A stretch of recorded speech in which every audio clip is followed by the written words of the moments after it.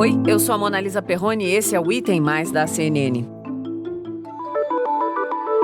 Pix, que é um novo sistema de transferência bancária. Pois é, cadastro que já começou, mas que passa a valer a partir do dia 16 de novembro. Sistema de pagamento digital, o Pix, ainda gera muitas dúvidas. Sempre que a gente fala de Pix, é impressionante o que chega de dúvida. 16 de novembro, essa é a data em que começa a operação do Pix, que é o sistema de pagamentos criado pelo Banco Central que permite a transferência monetária eletrônica instantânea. Tudo indica que será um ponto de virada para acelerar a digitalização de pagamentos aqui no Brasil. É um marco para o sistema financeiro do nosso país. Isso é ponto pacífico. O Pix poderá ser usado no lugar das atuais operações de TED e de DOC, mas também pode substituir cartões de débito e de crédito. Vai dar, por exemplo, para pagar compras na feira, quitar a conta de luz, fazer uma transferência para alguém a qualquer hora em segundos. Para conversar comigo sobre o Pix e como ele pode mudar o funcionamento do sistema financeiro brasileiro, eu recebo ele de novo, o diretor do CNN Brasil Business, Fernando Nakagawa. Naka, quanto tempo? Bem-vindo de volta. Pois é, você não me chama mais, dona Mona Lisa. Como assim? A sua agenda é pior do que presidente do Banco Central? Pode ser, é um Campos homem Neto? bastante compromissado. Então vamos lá, Naka, me ajuda, porque eu tenho várias dúvidas. Dúvidas minhas, dúvidas que eu ouvi, dúvidas do nosso time aqui, do Item Mais, que ouviu o que chega aí nas nossas plataformas e a gente vai esclarecer então. Para começar o papo, quero saber se você já cadastrou sua chave do Pix. Já cadastrei, dona Moana, já cadastrei. Sério? Mas para experimentar ou porque confia? Porque acho para as duas coisas, assim, eu queria entender ali como funciona, acho que como jornalista de economia eu preciso sacar ali como funciona o negócio.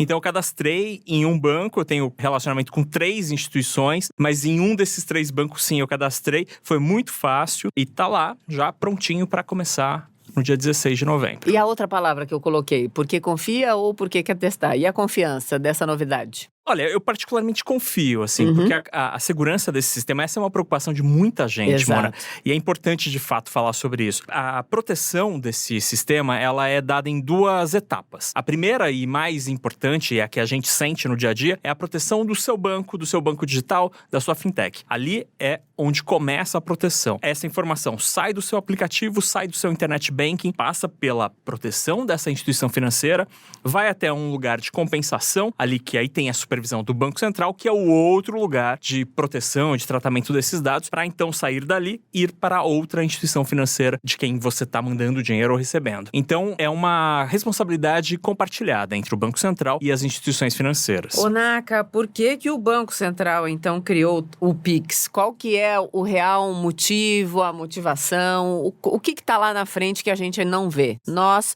pobres mortais. Você pode estar vendo, eu ainda não. Explica. É o seguinte, são 2 coisas. A primeira é, olhando daqui para trás, você tem, hoje em dia, para fazer transferência, você tem os DOCs e as TEDs. Isso. Né? O DOC demora um dia para cair na conta da pessoa e a TED chega no mesmo momento, só que são feitas apenas operações no horário comercial, Exato. quando o banco está aberto. Então, há a percepção de que esse é uma operação um pouco arcaica. Então, há esse diagnóstico primeiro. A outra coisa é, o Banco Central acredita que com a gente, todo mundo ali no bolso, na bolsa tem um telefone celular, isso pode ser um grande elemento de inclusão financeira, de inclusão bancária. Porque hoje você tem muito mais celulares nos bolsos do que cartão de banco no bolso, na carteira dos brasileiros. Então, é uma maneira de trazer mais pessoas para o sistema bancário. Você vai em países da Ásia, como na Coreia do Sul e na China, você tem muito mais pessoas fazendo operação deste tipo, do Pix, do que, por exemplo, colocar o cartãozinho na máquina ali para pagar um crédito em débito, porque são sociedades que já passaram por essa transição do dinheiro de papel para o dinheiro totalmente eletrônico, que não precisa nem do cartãozinho de plástico. O que me dá um certo incômodo é sobre essa questão exata, né? As pessoas não são instruídas nem no básico, nem no que significa, por exemplo, ter uma conta bancária. Muitas vezes é caro, né, para grande parte dos brasileiros, esses milhões de brasileiros aos quais o Paulo Guedes se refere sempre, né, frequentemente, gente que está à margem do sistema financeiro. Como é que uma população que não é educada, aplicada, eu falo de instrução, pode operar esses tipos de novidades. Isso existe para a realidade brasileira? Essa é uma ótima preocupação e eu acho que é um tema muitíssimo importante para nós jornalistas. Sim. Porque, de fato, o Estado brasileiro, como provedor de informação e formação, é zero nesse aspecto. É absolutamente zero. Mas aí, talvez caiba um pouco desse papel para nós jornalistas, para a comunicação social, de tentar dar informação para as pessoas. Muitos colegas do jornalismo econômico, aqui da CNN, dos nossos concorrentes, têm essa pauta na agenda do dia a dia, de tentar explicar para as pessoas como usar, por que usar. Porque quando você traz as pessoas para o sistema bancário, Mona, uma coisa que é muito importante é importante para as pessoas crescerem. Por exemplo, a possibilidade de ter acesso a crédito. O crédito ajuda as pessoas. Quando você, por exemplo, quer abrir um negócio, comprar uma casa, o crédito é uma maneira adequada ali para você se alavancar sua vida, né? Para você melhorar de vida. O banco te empresta dinheiro e você vai pagando. Tudo tem um custo, obviamente. O problema é quando as pessoas usam tudo isso de uma maneira equivocada. Então, quando você tem um limite do cheque especial na sua conta, você usa aquilo como sendo sua grana. Não é. Este é o problema. E aí eu acho que cabe um pouco. O Estado deveria fornecer uma formação de educação financeira que hoje não tem. Sem dúvida, zero. Zero.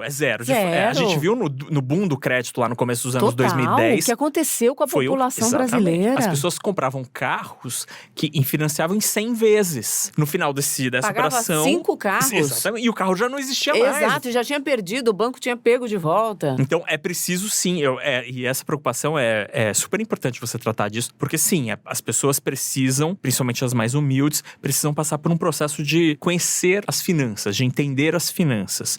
Partindo desse pressuposto, um instrumento como o Pix pode sim ser importante lá na frente para trazer mais pessoas para a economia formal. Na mesma toada aí, dá para confiar no Banco Central? Dá para confiar nesse mundo que a gente está vivendo de ataques, hackers, como a gente acabou de ver nessa semana que passou no todo-poderoso STJ, Superior Tribunal de Justiça? Eu acho que, assim, nenhuma instituição, por mais forte e espetacular que ela seja, está imune a um ataque de hackers. Infelizmente, porque é uma tecnologia que nem todo mundo domina e aí e sempre tem algum tipo de brecha. Mas o Banco Central, ao mesmo tempo, Mona, é o cara aqui no Brasil que está supervisionando todo o sistema bancário. A grana de todo mundo acaba passando por essa chancela, por essa supervisão, pela lupa do Banco Central. Pode ser imperfeito, mas é o cara que a gente tem hoje fazendo a supervisão. Ele já assegura e garante a segurança das operações entre os bancos. São bilhões e bilhões e bilhões de reais todos os dias que passam por ali, pelos sistemas que são criados pelo Banco Central. Então eu acho que há problemas. Pode ser que realmente a gente tenha problemas e brechas, mas é o que a gente tem. Sim. Então, é o que a gente tem, ponto. Vamos entendê-lo.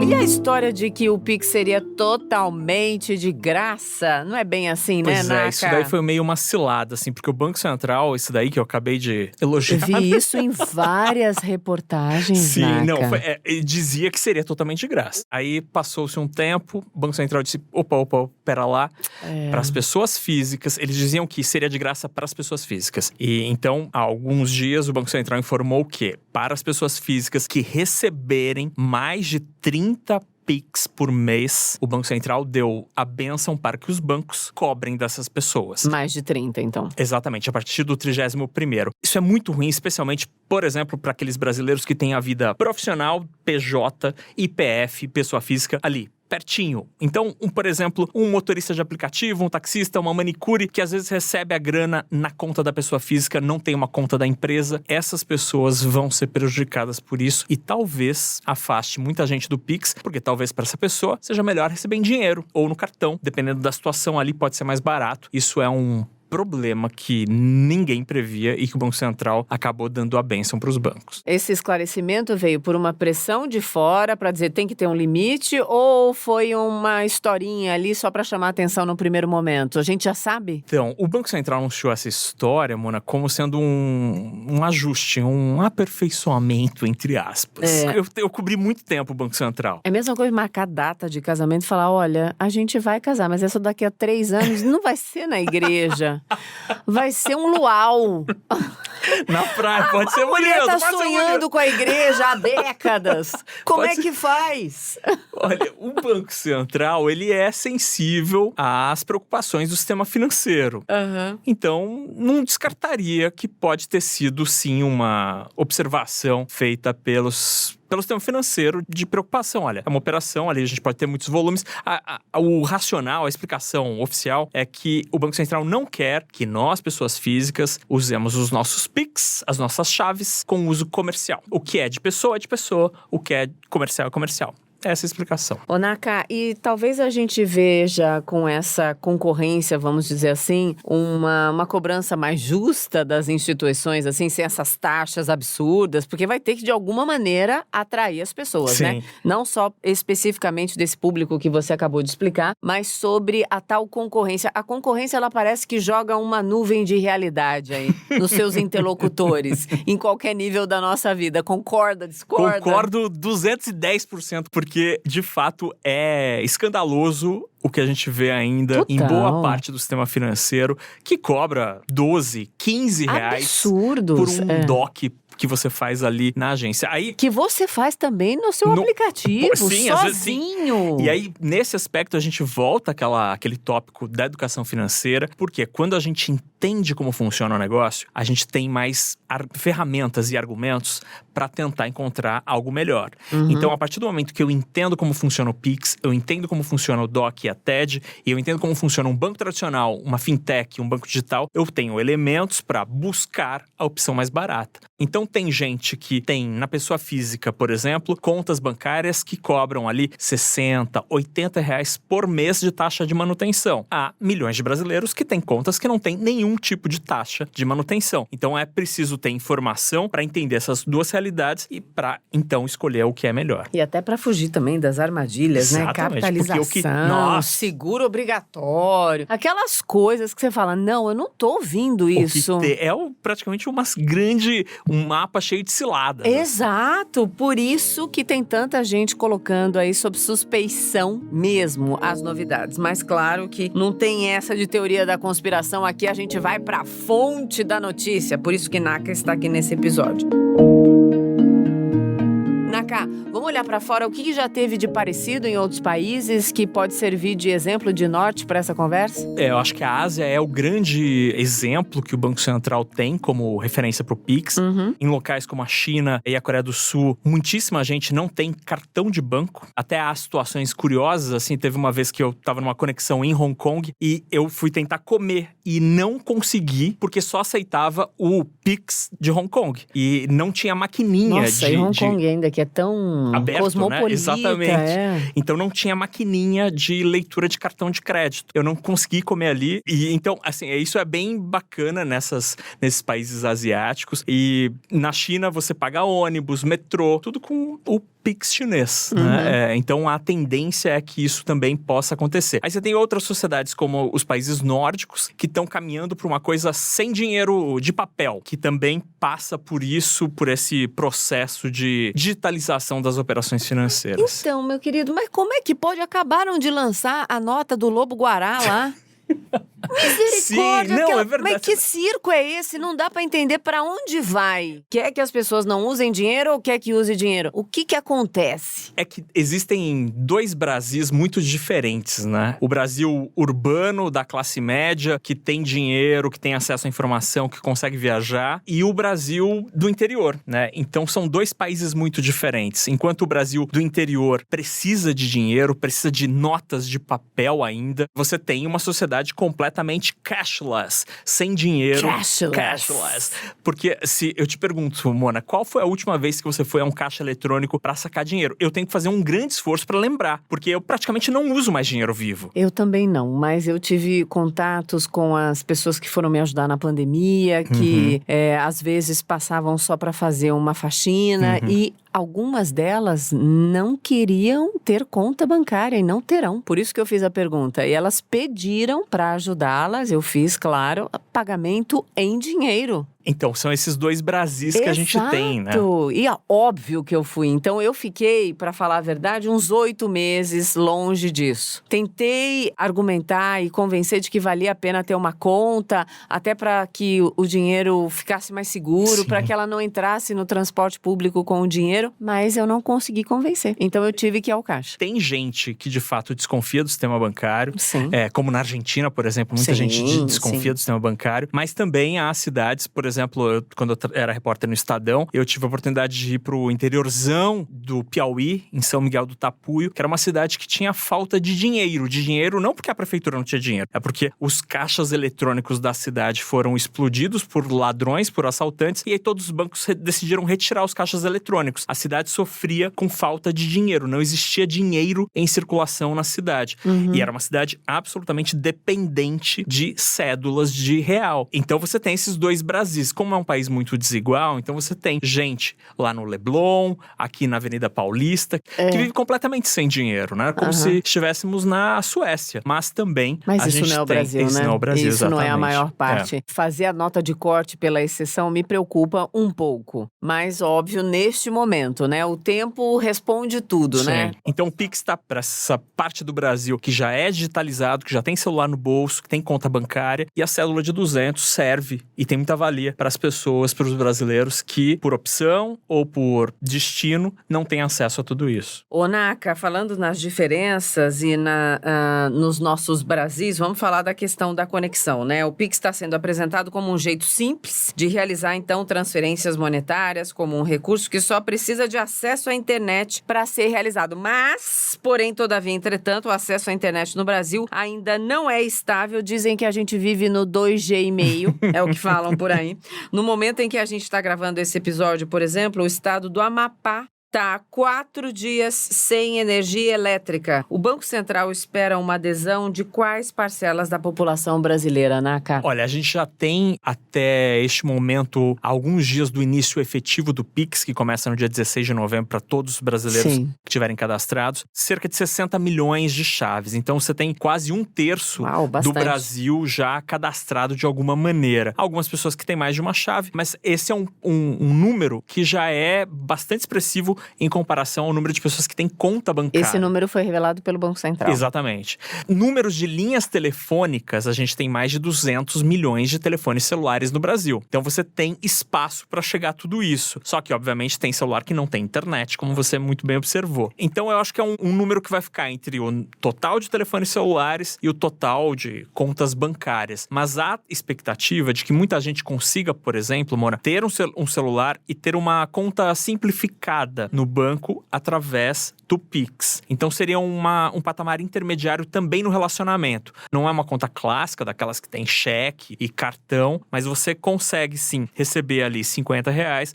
guardados no banco, que seriam mais seguros do que, por exemplo, deixar debaixo do colchão. Ô, Naka, quantos anos de reportagem você tem? 20 anos. Eu, 28. Me lembro bem, cobrindo a história do cartão de débito. As dúvidas, as apreensões, as dificuldades das pessoas em irem para aquilo, toda novidade causa uma estranheza. E o papo na época era também, vamos diminuir a circulação de papel, vamos modernizar. Esse é um papo que eu ouço nesses 28 anos de reportagem de profissão. Será que é falácia ou, de fato, o Brasil em algum dia, em algum momento, terá, de fato, essa justificativa ali, real, no nosso dia a dia? Eu acho que vai ser um país mais demorado para esse processo, porque a gente tem um Brasilzão profundo que ainda precisa muito disso. Mas o cartão de débito tende a ser, segundo os especialistas, o cara que vai mais perder gente, porque é uma operação instantânea, o cartão de débito, e que eventualmente pode ser realmente feita pelo Pix. O que os especialistas dizem é que o cartão de crédito, esse não vai perder gente, porque o cartão de crédito te dá outras coisas que o Pix não vai conseguir. Se você tiver cabeça, você consegue ali então, equilibrar suas contas. Você pode jogar para frente, você pode parcelar, você pode ganhar milhas no seu cartão. instituição. Então são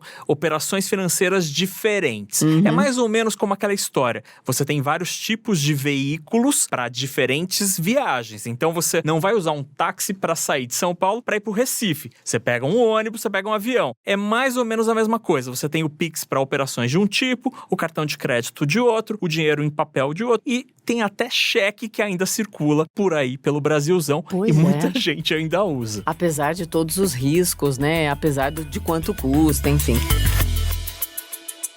Naka, para fechar o nosso papo, então, vamos falar dessa tal chave. Tanta gente tem dúvidas, explica. A chave é a maneira com que você vai se identificar no Pix. Então é o seu nome nesse sistema. Existem 4 chaves principais, que é o número do seu CPF, o número do seu telefone, o teu e-mail ou uma chave aleatória que é gerada por computador. Mas você não precisa... Aí então tem coisas assim. Você escolhe, tá? A partir do momento que você usou, por exemplo, o teu telefone celular num banco, você não pode usar essa mesma informação em outra instituição. E se você não quiser ter chave, você não precisa, tá? Mesmo depois do início do Pix, se você não quiser ter chave, você não precisa. Por quê? Você pode receber o dinheiro. A chave só é usada para receber o dinheiro, nunca para tirar o dinheiro da tua conta. Então você pode receber o dinheiro dando as informações como você dá hoje. O meu banco é o tal, a minha agência é número 123, a minha conta é 1234, dígito X. Então você pode continuar usando a informação dessa maneira, mesmo depois do Pix. E aí muita gente me pergunta, qual que é o risco de o João ou a Maria conhecerem ali desavisadamente a minha chave? O teu único risco é receber dinheiro, porque com a tua chave ninguém tira dinheiro da sua conta. Se tirarem dinheiro da sua conta, foi com uma outra fraude, não é com a tua chave. Pronto, esclarecidíssimo. Fernando Nakagawa, vamos fazer esse papo daqui a 6 meses para ver o que deu o Pix no Brasil? Vamos. Até a próxima. Muito obrigado, Monalisa. Adoro. Um beijo. Um beijo. É isso, início de semana falando de assunto nosso aqui, local, a novidade, Pix aí na praça. Mas, claro, vamos voltar a falar sobre eleições americanas, o que vem aí, o que tá no cenário, tudo aqui no E Tem Mais. Até amanhã a gente se ouve.